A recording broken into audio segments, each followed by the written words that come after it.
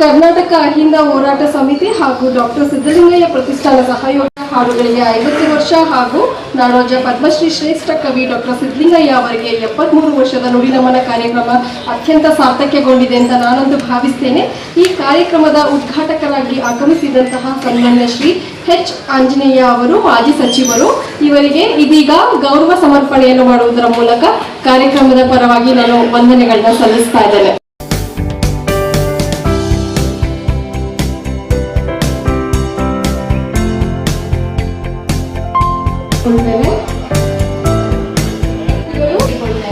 ಮುಂದೆ ಇವರು ಸಹ ಕಾರ್ಯಕ್ರಮವನ್ನು ಯಶಸ್ವಿಗೊಳಿಸಿದ್ದಾರೆ. ಇವರಿಗೂ ಸಹ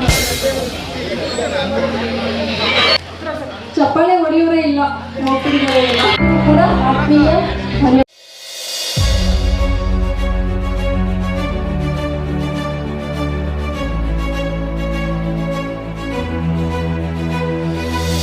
ಖಂಡಿತ ನಾವು ಒಂದು ಕಲಾಮಂಡಳಿಯನ್ನೇ ಭಾರತೀಯರ ಸೇವಾ ಸಮಿತಿ ವತಿಯಿಂದ ಒಂದು ಕಲಾಮಂಡಳಿ ರಾಜ್ಯ ನಮ್ಮ ಮಂಜು ಕವಿಯವರು ಸೇರಿದಂತೆ ಹಲವಾರು ಗಾಯಕರಿದ್ದಾರೆ ನಮ್ಮ ತಂಡದಲ್ಲಿ ಸಂಘಟನೆಯಲ್ಲಿ. ಅವ್ರನ್ನೆಲ್ಲ ಒಂದು ಕಲಾಮಂಡಳಿ ರಾಜ್ಯ ಕಲಾಮಂಡಳಿಯಿಂದ ಒಂದು ಆದಷ್ಟು ಕೂಡಲೇ ಒಂದು ಕಲಾಮಂಡಳಿಯನ್ನು ರಚಿಸಿ ನಮ್ಮ ಸಿದ್ದಲಿಂಗಯ್ಯವರ ಹಾಡುಗಳನ್ನು ಮತ್ತೆ ಈ ರಾಜ್ಯಕ್ಕೆ ಮುಟ್ಟುವಂತೆ ನಾವೆಲ್ಲರೂ ಮಾಡ್ತೀವಿ. ಅವರ ಆದರ್ಶಗಳನ್ನು ಪಾಲನೆ ಮಾಡ್ತೀವಿ.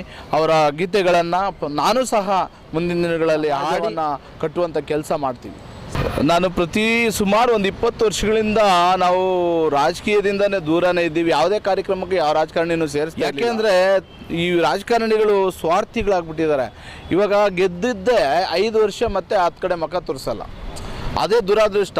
ಯಾಕೆಂದರೆ ನಾವು ಇವತ್ತು ಒಂದು ಪಕ್ಷವನ್ನು ಆಯ್ಕೆ ಮಾಡಿದ್ದೀವೋ ಇಲ್ಲ ಒಂದು ರಾಜಕೀಯ ಪ್ರವೇಶ ಮಾಡಿದ್ದೀವಿ, ರಾಜ್ಯಕ್ಕೆ ಯಾವ ರೀತಿ ಕೆಲಸ ಮಾಡಬೇಕು, ಒಂದು ರಾಜಕಾರಣಿಯ ವ್ಯವಸ್ಥೆ, ರಾಜಕಾರಣಿಯ ಕರ್ತವ್ಯ ಏನು ಅನ್ನೋದನ್ನು ತೋರಿಸೋದಕ್ಕೋಸ್ಕರ ಅನ್ನೋ ಲೆಕ್ಕದಲ್ಲಿ ನಾವು ಪ್ರತಿದಿನ ಅವರ ಕಷ್ಟಗಳಿಗೆ ಭಾಗಿಯಾಗಿ ಅವರ ಏನು ಮೂಲಭೂತ ಸೌಕರ್ಯಗಳು ಬರಬೇಕು, ಅಲ್ಲಿ ಸ್ಥಳೀಯ ಸಮಸ್ಯೆಗಳು ಅತೀತವಾಗಿ ನಾವು ಪಕ್ಷದಲ್ಲಿ ಇದ್ರೂ ಯಾರೇ ಪಕ್ಷದಲ್ಲಿ ಯಾವುದೇ ನಮ್ಗೆ ಓಟ್ ಹಾಕಲಿ ಆಗದೆ ಹೋಗಲಿ, ಕಷ್ಟ ಅಂತ ಬಂದಾಗ ಅವ್ರ ಕೈಯಲ್ಲಿ ಹಿಡಿಯೋದು ಪ್ರತಿಯೊಬ್ಬ ಮನುಷ್ಯನ ಕರ್ತವ್ಯ, ಮಾನವೀಯತೆ ಜೊತೆಗೆ ಅವರ ಜವಾಬ್ದಾರಿ ಕೂಡ ಆಗಿರುತ್ತೆ. ನಾವು ಯಾವುದೇ ಒಂದು ಪಕ್ಷದಲ್ಲಿ ಗುರ್ಸ್ಕೊಂಡ್ರು ಎಲ್ರಿಗೂ ಸಮಾನತೆಯಿಂದ ನೋಡುವಂಥ ಕೆಲಸ ಮಾಡ್ತೀವಿ.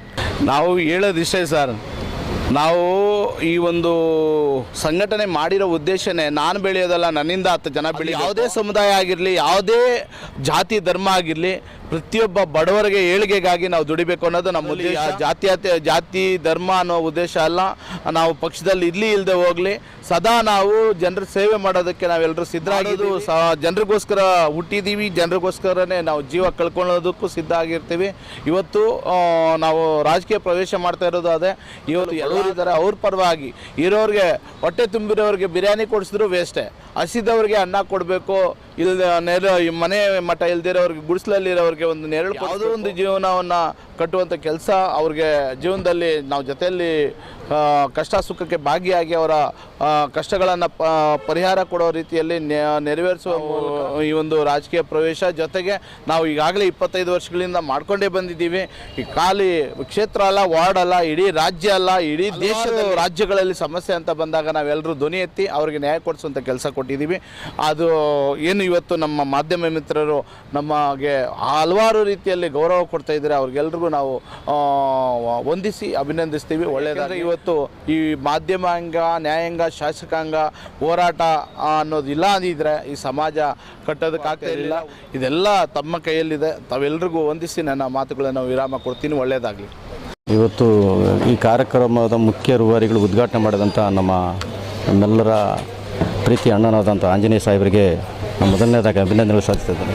ಏನು ಇವತ್ತು ಕವಿಗಳು ಡಾಕ್ಟರ್ ಸಿದ್ದಲಿಂಗಯ್ಯನವರ ಒಂದು ನುಡಿ ನಮನ ಕಾರ್ಯಕ್ರಮ ನಾವು ಕೇವಲ 1 ವಾರದಲ್ಲಿ ತೀರ್ಮಾನ ತಗೊಂಡಿದ್ದೀವಿ. ಉದ್ದೇಶ ಚೆದರು ಹೋಗಿರತಕ್ಕಂಥ ಶೋಷಿತರು ಅವ್ರನ್ನೆಲ್ಲ ಒಟ್ಟುಗೂಡಿಸ್ಬೇಕಂತೇಳಿ 50 ವರ್ಷಗಳಿಂದನೇ ಅವರು ಚಿಂತನೆ ಮಾಡಿದರು. ಒಲಮಾದಿಗರ ಹಾಡುಗಳ ಮೂಲಕ ನೊಂದವರ ಧ್ವನಿಯಾಗಿ ಅವರು ಈ ಕೆಲಸ ಮಾಡಿದರು. ಅಂಥ ಮಹಾನ್ ಚೇತನ ಅವ್ರ ಶಿಷ್ಯರಾಗಿ ನಾನು ಕೂಡ ಶಿಷ್ಯರಿದ್ದೀವಿ. ನಾನು ಅದರಲ್ಲೊಬ್ಬ ಶಿಷ್ಯ. ನಾನು ಅವರ ಜೊತೆಯಲ್ಲಿ ಪ್ರತಿಯೊಂದು ಹೆಜ್ಜೆಗೂ ನಾವು ಅವರ ಕವಿಗಳಾಗಿದ್ದಾಗ, ವಿಧಾನ ಪರಿಷತ್ ಸದಸ್ಯರಾಗಿದ್ದಾಗ ಅವರು ನಿರಂತರವಾಗಿ ಅವ್ರ ಜೊತೆಯಲ್ಲಿದ್ದಂಥವ್ರು ನಾವೆಲ್ಲ. ಆ ಒಂದು ಪ್ರತಿಯೊಂದು ಅವರ ಹಾಡುಗಳನ್ನು ಗೆಜ್ಜೆ ಕಟ್ಟಿಕೊಂಡು ಬೀದಿಗಳಲ್ಲಿ ನಾವು ಅವರ ಬೀದಿ ನಾಟಕಗಳನ್ನು ನಾಡ್ತಾಯಿದ್ವಿ. ಅವರು ಬದುಕಿದ್ದಾಗಲೇ ಮಾಡ್ತಾಯಿದ್ವಿ. ಅವರನ್ನು ಸತ್ತ ನಂತರ ಸ್ವಲ್ಪ ನಾವು ಮಾಡೋಕ್ಕಾಗಲಿಲ್ಲ. ಈ ಕಾರ್ಯಕ್ರಮದ ಮೂಲ ಉದ್ದೇಶ ನಮ್ಮ ಜನಗಳಿಗೆ ಕವಿಗಳು ಇನ್ನೂ ಹೃದಯದಲ್ಲಿ ಇರಬೇಕು ಅನ್ನೋದು ಉದ್ದೇಶ ಇಟ್ಕೊಂಡು ನಾವು ಇದನ್ನು ನಾವು ಆಂಜನೇಯರ ಅವರೇ ಉದ್ಘಾಟನೆ ಮಾಡಬೇಕು. ಯಾಕಂದರೆ ಪ್ರತಿಯೊಂದು ವಿಚಾರಣೆಗಳ ವಿನಿಮಯ ಮಾಡ್ಕೊತಿದ್ದ ಸಿದ್ಧಲಿಂಗನ ಯಾರ ಥರ ಅಂದರೆ ಅದು ನಮ್ಮ ಆಂಜನೇಯನ ಜೊತೆ. ನಾವು ಯಾರೂ ಬೇಡ, ಈಗ ಇಡೀ ಕಾರ್ಯಕ್ರಮಕ್ಕೆ ಅವರೊಬ್ಬರೇ ಸಾಕು. ಮತ್ತು ಅವ್ರ ಜೊತೆಲಿರ್ತಕ್ಕಂಥ ಕವಿಗಳು, ಹಿರಿಯ ಕವಿಗಳು, ಅವ್ರ ಜೊತೆ ಸಾಹಿತಿಗಳ ಜೊತೆ ಅವ್ರನ್ನ ಈ ಕಾರ್ಯಕ್ರಮವನ್ನು ಮಾಡಿದ್ವಿ.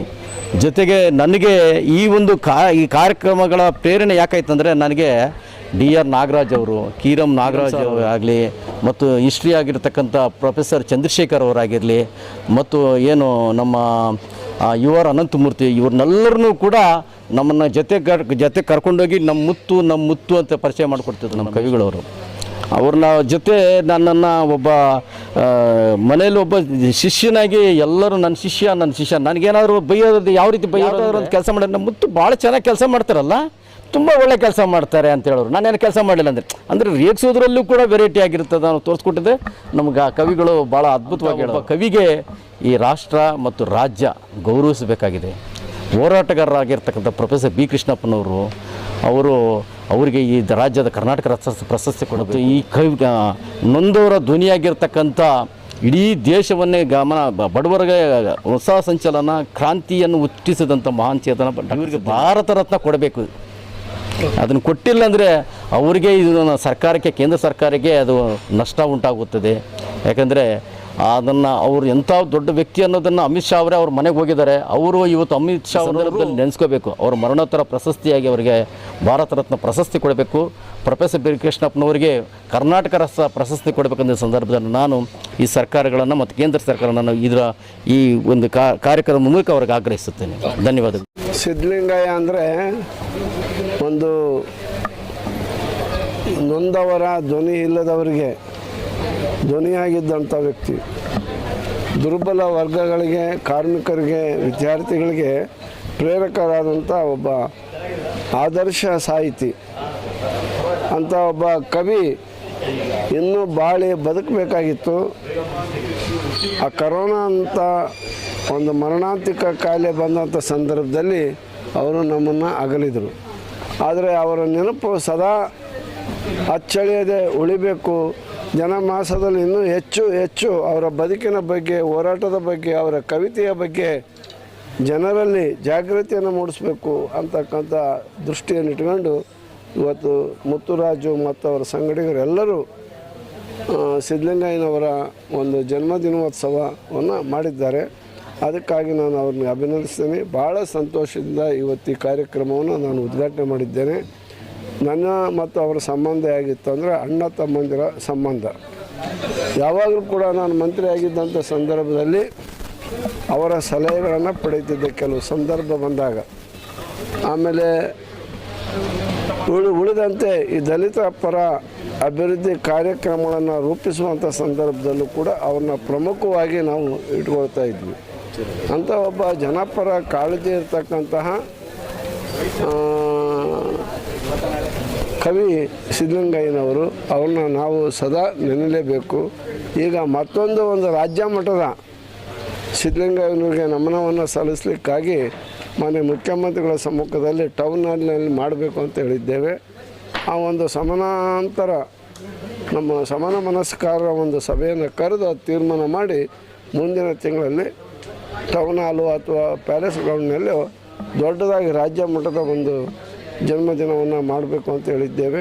ಆ ಕಾರ್ಯಕ್ರಮನೂ ಕೂಡ ಮಾಡ್ತೀವಿ ಅಂತಕ್ಕಂಥ ಮಾತನ್ನು ಹೇಳಿಕೆ. ಈಗ ಕೆಲವು ಈಗಾಗಲೇ ಸೇರ್ಪಡೆ ಆಗ್ಯದವು ಅಂತ ನಾನು ಅಂದ್ಕೊಂಡಿದ್ದೀನಿ. ಸೇರದೇ ಇದ್ದರೆ ಸೇರಿಸೋಣ. ಈಗ ಅವರ ಪ್ರತಿಷ್ಠಾನಕ್ಕೆ ಸರ್ಕಾರ ಜಮೀನನ್ನು ಕೊಡಬೇಕು. ಆಮೇಲೆ ಅವರ ಹೆಸರಿನಲ್ಲೇ ಒಂದು ಪ್ರತಿಷ್ಠಾನವನ್ನೇ ಸರ್ಕಾರ ಸ್ಥಾಪಿಸಬೇಕು. ಇನ್ನೂ ಉಳಿದಂಥ ಅನೇಕ ಬೇಡಿಕೆಗಳು ನಮ್ಮವೆಲ್ಲ ಇದ್ದಾವೆ. ಅವುಗಳನ್ನೆಲ್ಲವನ್ನು ಕೂಡ ಮಾನ್ಯ ಮುಖ್ಯಮಂತ್ರಿಗಳು ಗಮನಕ್ಕೆ ತಂದು ಸಿದ್ಧಲಿಂಗಯ್ಯನವರ ಹೆಸರನ್ನು ಚಿರಸ್ಥಾಯಿಯಾಗಿ ಉಳಿಸುವಂಥ ಕೆಲಸವನ್ನು ನಾವೆಲ್ಲ ಮಾಡ್ತೀವಿ.